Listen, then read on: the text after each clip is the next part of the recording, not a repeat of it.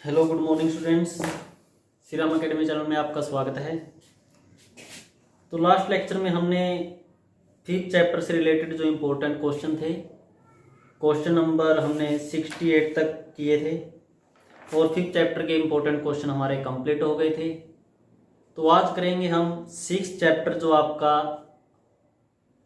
Related है triangle से। और ट्रायंगल्स मीन्स इसमें आपकी थ्योरम्स गिवन हैं, सिक्स चैप्टर में कुछ प्रमेय हैं। तो बच्चों को सिक्स चैप्टर से बहुत डर लगता है कि बोलते हैं सर हमें तो ये समझ में नहीं आता, क्योंकि मैंने देखा है हर बार बच्चे यही बोलते हैं सर सिक्स चैप्टर को तो आप रहने दो और कोई चैप्टर करवा दो, हमें नहीं समझ में आएगा ये। तो जो भी बच्चे ऐसा सोचते हैं सिक्स चैप्टर के बारे में तो वो बहुत गलत हैं। उनके मन में सिर्फ एक धारणा बन चुकी है कि हमें सिक्स चैप्टर समझ में नहीं आएगा, ये बहुत ही टफ चैप्टर है, ये थ्योरम्स हैं, प्रमेय हैं, ये हमें समझ में नहीं आएंगे। तो आज के जो लेक्चर है, आज का जो लेक्चर है, इस लेक्चर में हम कुछ इस प्रकार से आपको थ्योरम करवाएंगे जिसको करने के बाद आप कभी भी थ्योरम्स को नहीं भूलोगे और आपके मन में जो भय बना हुआ है आपका थ्योरम के प्रति, सिक्स चैप्टर के प्रति, तो वो जो भय है वो आपका खत्म हो जाएगा। तो वीडियो शुरू करने से पहले जिन्होंने भी हमारे श्री राम अकेडमी चैनल को सब्सक्राइब नहीं किया है तो सबसे पहले वो सब्सक्राइब कर लें और बेल आइकन को प्रेस कर लें ताकि आपको न्यू अपडेट मिलती रहे। और वीडियो को आपने पूरा देखना है। आज के लेक्चर में सिर्फ हम एक जो फर्स्ट प्रमेय है जिसका नाम है बीपीटी या फिर हम कह सकते हैं बेसिक प्रोपोर्शनल थ्योरम, हिंदी में बोल सकते हैं आधारभूत समानुपातिक प्रमेय या फिर थेल्स प्रमेय। तो अगर आपने बीच में कोई भी स्टेप मिस कर दिया तो आपको वो थ्योरम है जो वो समझ में नहीं आएगी। फिर बाद में मत कहना सर आपने पहले बोला था कि हम भूलेंगे नहीं, ऐसे नहीं करेंगे। तो आपने क्या करना है, वीडियो को स्टार्ट से एंड तक बिल्कुल प्रत्येक स्टेप को ध्यान से आपने समझना है और देखना है। ठीक है स्टूडेंट्स, तो स्टार्ट करते हैं हमारा आज का लेक्चर। तो इस लेक्चर में गिवन है if a line is drawn parallel to one side of a triangle to intersect the other two sides in distinct points, the other two sides are divided in the same ratio। देखो इसकी जो statement है, अगर आपको statement ही समझ में आ गई तो आपको प्रॉब्लम ही नहीं होगी कभी कुछ। तो इसकी स्टेटमेंट के लिए आपने देखिए क्या करना है। इसने बोला है इन ए ट्रायंगल, तो आप पहले ट्रायंगल लीजिए।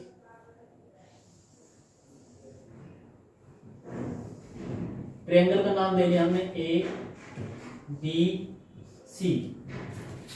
इन if a line is drawn parallel to one side, कोई एक ट्रायंगल है ए बी सी, इसमें कोई भी एक साइड, हमारे पास ए बी बी सी ए सी तीन साइड है, इन तीन साइड में से कोई भी एक साइड चूज करो। मैंने यहां पर साइड चूज की है बीसी। बीसी साइड के पैरेलल एक लाइन है आपकी, ऐसे मैंने एक लाइन ले ली, मैंने एल। क्या किया, एक ट्रायंगल एबीसी में मैंने एक साइड बीसी चूज की तो बीसी के पैरेलल ले ली हमने लाइन एल। उसके बाद इसने बोला if a line is drawn parallel to one side of a triangle to intersect the other two side in distinct point. तो इस लाइन पे तो हमने पैरेलल ली है, बाकी जो दो साइड आपकी हैं ए बी और ए सी, इन दोनों साइड्स को ये जो लाइन है किन्हीं दो डिस्टिंक्ट पॉइंट पर इंटरसेक्ट करती है। मतलब यहाँ पर इंटरसेक्ट करके मान के चलो डी पर, और यहाँ पर वो इंटरसेक्ट करके मतलब ई पर। देखो अब तक जो इन्होंने दिया था स्टेटमेंट में हमने वही किया है। एक लाइन है वो किसी ट्रायंगल की एक साइड के पैरेलल और अदर दो जो टू साइड है उनको किन्हीं दो पॉइंट्स पर वो इंटरसेक्ट करती है। इतना काम हमने अभी तक किया है। उसके बाद the other two sides are divided in the same ratio. तो जो अदर टू साइड्स थी जिनको ये लाइन डी और ई पर कैंसिल जो इंटरसेक्ट करती थी, तो ये जो आपकी मान के चलिए जो ए बी आपकी साइड थी ये डी पे कट गई, इंटरसेक्ट हो गई। तो इसको इंटरसेक्ट होने के बाद हमारे पास दो पार्ट बने कुछ इस प्रकार, A D upon D B और इसके बने ए ई अपॉन ई सी। अब ये बोलोगे आपने इनको डिवाइड में क्यों किया, मल्टीप्लाई में क्यों नहीं किया? इसने बोला है other two sides are divided, ये दोनों साइड है जो डिवाइड हो गई, हाँ एक इसमें डिवाइड होगी, इसमें ये इसमें डिवाइड होगी, लेकिन वो सेम रेशियो में डिवाइड हुई है। इस जो ये साइड है, इस साइड की रेशियो क्या होगी, एडी रेशियो डीबी, यही बनेगी। तो हमने एडी रेशियो डीबी की जगह एडी अपॉन डीबी कर लिया, एक ही बात है। और दूसरे को हमने ए अपॉन ईसी कर लिया। जो दोनों की रेशियो है, ये दोनों की रेशियो क्या होगी, सेम होगी, इक्वल होगी। तो ये चीज इसमें गिवन थी। देखिए दोबारा, यदि किसी त्रिभुज की एक भुजा के समांतर, कोई त्रिभुज हमने ले ली ए बी सी, इस त्रिभुज ए बी सी के समांतर एक जो आपकी लाइन है एल, एक रेखा एल है, अन्य दो भुजाओं को किन्हीं दो बिंदुओं पर प्रतिच्छेद करती है, तो डी और ई पर वो प्रतिच्छेद करती है। तो हमने क्या करना है, दो भुजाएं एक ही अनुपात में विभाजित हो जाती है, ये चीज हमें सिद्ध करनी है। ये हमें सिद्ध करनी है कि जो दोनों भुजाएं हैं वो एक अनुपात में, इस भुजा अनुपात क्या बन जाएगा, एडी बटा डीबी, और इस भुजा अनुपात ए बटा ईसी। तो इन दोनों अनुपात आपके क्या है, सेम है, इक्वल है, बराबर है। ये हमने क्या करना है, सिद्ध करना है। तो चलिए स्टूडेंट्स शुरू करते हैं। क्वेश्चन नंबर जो हमारा आज का 69 क्वेश्चन है, क्वेश्चन नंबर 69। तो सबसे पहली बात है आपने, और ये आपका जो क्वेश्चन है मोस्ट इंपोर्टेंट क्वेश्चन है।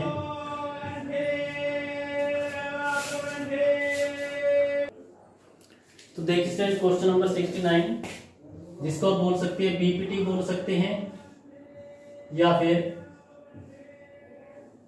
आप स्टेटमेंट के द्वारा भी इसको रिप्रेजेंट कर सकते हैं। तो इसमें आपने जब भी थ्योरम्स की बात आए, वैसे तो आपको कोई भी क्वेश्चन हो, सभी क्वेश्चन में 3 चीजें आपने लिखनी है, हो सके 4। फर्स्ट है आपकी जो गिवन है वो, सेकेंडली आपने जो प्रूव करना है या फाइंड करना है वो, थर्ड अगर उसमें कुछ कंस्ट्रक्शन वगैरह है तो कंस्ट्रक्शन, और फोर्थ आपका पार्ट होगा सॉल्यूशन, या फिर हम बोल सकते हैं उसको प्रूफ। तो जो आपकी थ्योरम्स हैं उसमें तो कंपलसरी है, सबसे पहले हम लिखेंगे गिवन क्या है। तो स्टूडेंट्स पहले मैं जो इंग्लिश मीडियम बच्चे हैं स्टूडेंट्स हैं उनके लिए ही मैं ये कर रहा हूं, उसके बाद आपने समझना तो यहाँ पर भी है, जो हिंदी मीडियम वाले बच्चे हैं वो यहाँ पर भी समझे, उसके बाद आपको अलग से हिंदी में भी आपको समझाया जाएगा। तो इसमें गिवन क्या है, in a triangle a line parallel to side B C, in triangle A B C a line L parallel to side B C and intersects other two sides at points D and E respectively। तो जो given है, given में क्या दिया था, given में दिया था टू साइड्स, यहां पर एक ये जो लिख लीजिए आप, A B and A C, A B and A C at points D and E respectively, यानी एक ट्रायंगल ए बी सी, एक लाइन है आपकी एल, जो ए बी सी जो ट्रायंगल थी उसकी साइड बी सी के पैरेलल है, and intersect other two sides, और बाकी दो साइड है जो ए बी एंड ए सी, उनको क्या करती है, वो इंटरसेक्ट करती है at points D and E respectively, यानी ए बी को डी पॉइंट पर और ए सी को ई पॉइंट पर क्या करती है, वो इंटरसेक्ट करती है। तो उसके बाद आप लिखोगे टू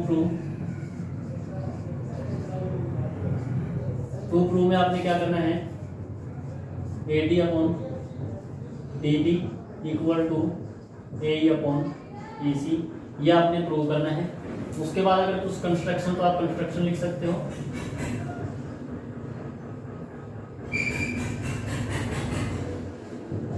कंस्ट्रक्शन में आपने क्या करना है, डी से आपने परपेंडिकुलर डालना है, मान ले डी एम, और ई से यहां पर परपेंडिकुलर डालना है ई एन, यानी D M perpendicular to A C, E N perpendicular to A B, and और हमने क्या करना है, बी ई को और सी डी को ज्वाइन करा देना है, join B E and C D. तो ये हमने कंस्ट्रक्शन कर ली। कंस्ट्रक्शन क्या की, हमने डी एम परपेंडिकुलर डाला ए सी के ऊपर, ई एन ए बी के ऊपर परपेंडिकुलर, और जो बी ई था और सी डी था उनको हमने ज्वाइन करा लिया, बी को ई से ज्वाइन और सी को डी से ज्वाइन। तो हमारा गिवन हो गया, प्रूव करना है जो हो गया, कंस्ट्रक्शन हो गई। अब हम करते हैं प्रूफ। प्रूफ यहां से स्टार्ट कर लेते हैं।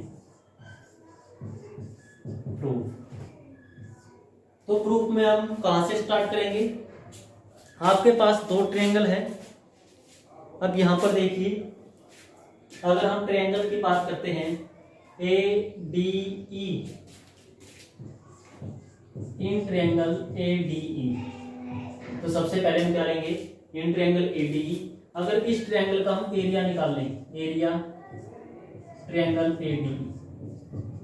ए डी ई का एरिया निकालें, तो एरिया निकालना है, फॉर्मूला क्या था, 1/2 बेस मल्टीप्लाई हाइट। तो 1/2 बेस क्या है, हाइट क्या है, हाइट होती है परपेंडिकुलर।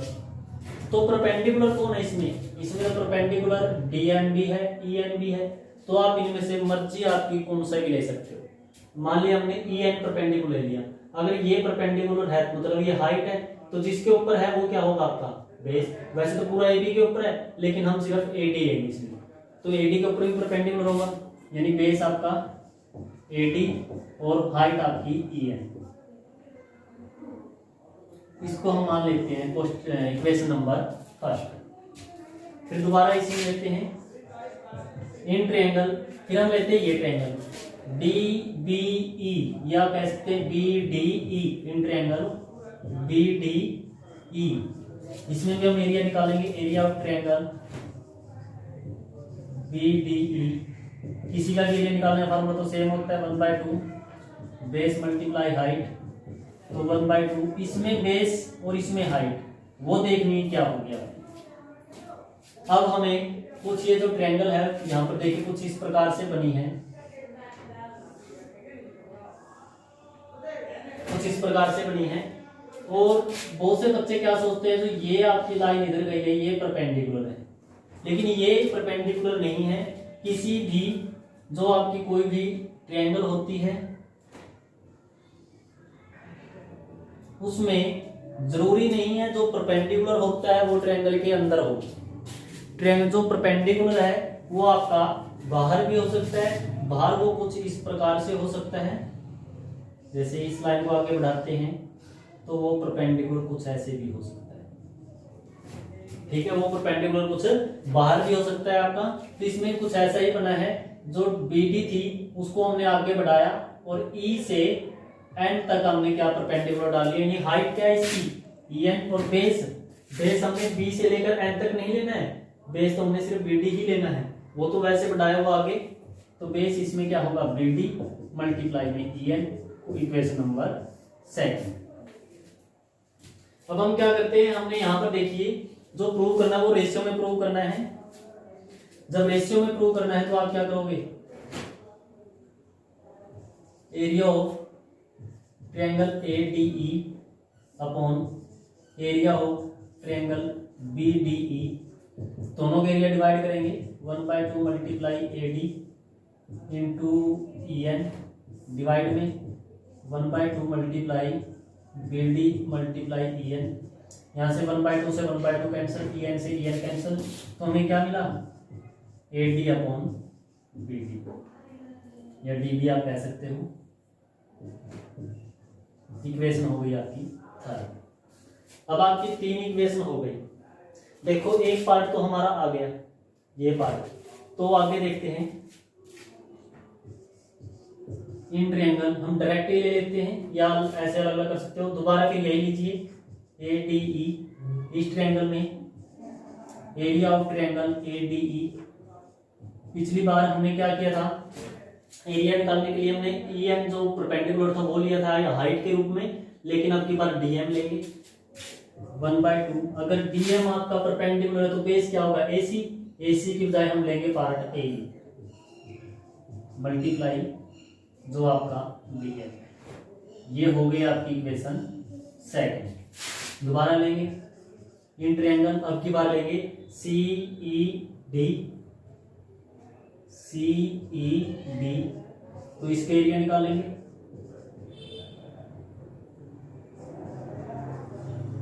1/2। जैसे इसमें बेस क्या होता BD, इसमें बेस क्या हो जाएगा EC। हाइट आपकी वही रहेगी DM। तो ये होगी इक्वेशन नंबर, यहाँ पर 4th हो गई थी इक्वेशन। ये इक्वेशन नंबर 5। अब इन दोनों को भी हमने क्या करना है, रेशियो में लेंगे। Area of ADE upon area of CED। तो इसका area 1/2 AE upon DM 1/2 EC upon DM। DM से DM कैंसिल आउट, 1/2 से 1/2। तो हमें क्या मिला, हमें मिल गया AE upon EC, equation number 6। अब एक चीज देखिए, इतना हमारा हो गया। उसके बाद हमने क्या करना है, AD अपॉन DB और जो AE अपॉन EC है इन दोनों को इक्वल करना है। दोनों आपकी राइट साइड में है। अगर हम लेफ्ट साइड को इक्वल कर दें, लेफ्ट साइड में आपका क्या है, लेफ्ट साइड में ये चीज है, तो ये चीज इक्वल करनी है। और ये चीज इक्वल कैसे करोगे, देखिए जो उनका न्यूमरेटर है, दोनों का न्यूमरेटर तो पहले ही सेम है, सिर्फ हमने क्या करना है, डिनोमिनेटर सेम करना है।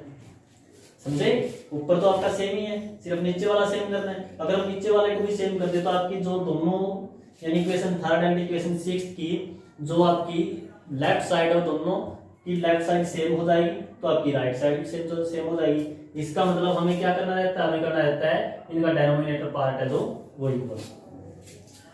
उसको कैसे करेंगे, देखिए यहां पर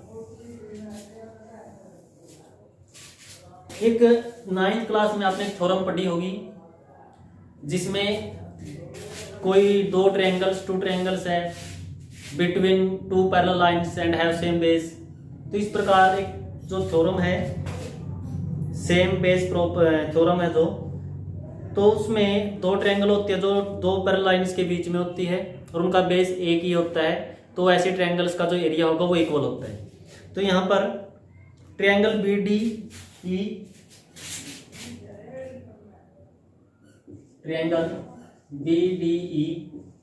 एंड ट्रायंगल CED। देखिए जो आपकी ये ट्रायंगल है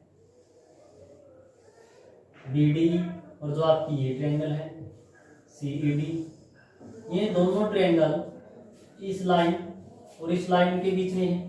तो दोनों लाइन आपके क्या है, पैरेलल लाइंस है और दोनों का सेम बेस है DE।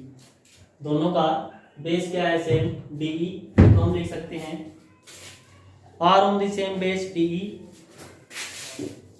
R on the same base DE and between the same parallel lines, between the same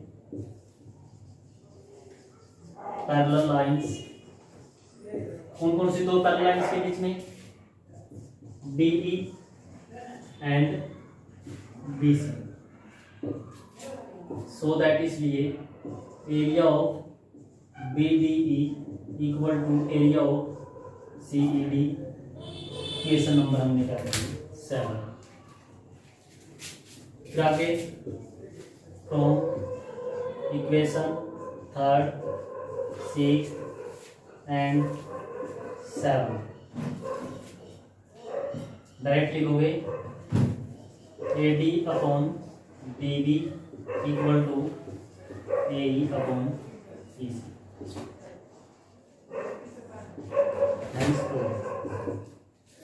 तो इस प्रकार से हमने इस थ्योरम को प्रूव करना है। अब देखिए, अब करते हैं हम हिंदी मीडियम के लिए यही थ्योरम। तो pause the video and note down. तो देखिए स्टूडेंट्स, जो हिंदी मीडियम के बच्चे हैं उनके लिए हमारी जो बीपीटी है थेल्स प्रमेय, आधारभूत समानुपातिक प्रमेय, तो उसको देखिए कैसे करेंगे। तो आपको इसमें दिया है एक त्रिभुज ABC। ये एक त्रिभुज ABC है जिसमें DE समांतर है BC के, यानी जो L लाइन थी वो AB को और AC को D और E पॉइंट पर काटती है। तो जो DE है वो क्या है, BC है, BC के समांतर है। और जो भुजा AB और AC है उनको क्रमशः D और E बिंदु पर प्रतिच्छेद करती है, यानी काटती है। तो सिद्ध हमने जो करना है वो करना है AD बटा DB और AE बटा EC। हमने रचना की, जो बिंदु E है उसको बिंदु E से मिलाया और C को D से मिलाया। फिर DM जो लंब है वो AC के ऊपर डाला और EN जो लंब है वो AB के ऊपर डाला। ये हमने रचना कर ली। सबसे पहले हमने दिया लिखना है, जो भी दिया है आपको स्टेटमेंट में। उसके बाद जो सिद्ध करना है वो, फिर सिद्ध करने के लिए हमें जिस भी चीज की जरूरत है, अगर किसी चीज की रचना करनी है तो वो रचना, उसके बाद हम प्रमाण। तो प्रमाण पे आते हैं। हमने क्या की, ADE ये त्रिभुज और साथ में B या DBE ये, यानी एक आपकी ये वाली त्रिभुज और एक आपकी ये वाली त्रिभुज हमने ली। त्रिभुज ADE और त्रिभुज DBE में, दोनों त्रिभुजों में हमें क्या है, देखिए यहाँ पर अनुपात निकालना है। अनुपात निकालने के हम इन दो त्रिभुज, इन दोनों त्रिभुजों को भी अनुपात में लेंगे और दोनों का क्षेत्रफल निकालेंगे। ADE का क्षेत्रफल बटा में क्षेत्रफल DBE, दोनों का क्षेत्रफल हमने डिवाइड में किया तो इसका क्षेत्रफल होगा 1/2, 1/2। आधार गुना ऊंचाई, AD आपका आधार है और जो आपकी NE है वो इसके ऊपर क्या है, लंब है, यानी ऊंचाई है।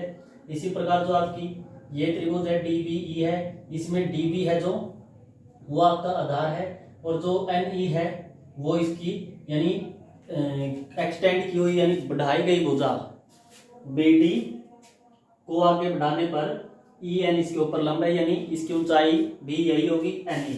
तो हमने NE से NE कैंसिल कर दिया, 1/2 से 1/2।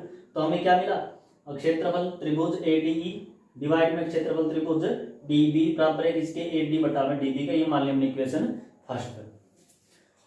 उसके बाद स्टूडेंट्स हमने क्या करना है, हम दोबारा लेंगे AED ये ट्रायंगल और जो आपकी ECD है ये ट्रायंगल। ये ट्रायंगल और ये दोनों ट्रायंगल ही जैसे हमने इसमें किया था वैसे हम इसमें करेंगे। तो यहाँ ये करने के बाद हमें क्या मिलेगा, क्षेत्रफल AED ट्रायंगल अपॉन क्षेत्रफल ट्रायंगल ECD का किसके इक्वल होंगे, AE अपॉन EC। ये मान लिया हमने इक्वेशन सेकंड। दो समीकरण हमारे पास है। अब हमने करना क्या है, AD बटा में जो DB है वो बराबर करना है AE बटा EC के। तो ये दोनों कब बराबर होंगे, जब आपकी इधर वाली जो साइड है वो बराबर हो। इनका जो ऊपर वाला पार्ट है वो तो आपका सेम है, ये भी वही ट्रायंगल है AD और ये भी वही ट्रायंगल है। हमने सिर्फ नीचे वाले ट्रायंगल को क्या करना है, इक्वल करना है। नीचे वाली ट्रायंगल को इक्वल करने के लिए, एरिया को इक्वल करने के लिए हमें क्या करना पड़ेगा, देखिए ट्रायंगल DBE और ट्रायंगल ECD एक ही आधार DE पर स्थित हैं। जो आपकी DBE ये ट्रायंगल और ECD ये ट्रायंगल, तो ये दोनों ट्रायंगल का जो आधार है वो सेम है, DE दोनों D के ऊपर बने हैं और दो पैरेलल लाइन, दो समांतर लाइनों के बीच में बने हैं DE और BC, या दो भुजाओं, जो समांतर भुजा इसकी D और BC उनके मध्य स्थित है। अगर ये कंडीशन हो तो 9th की जो थ्योरम है वो अप्लाई होगी आपकी।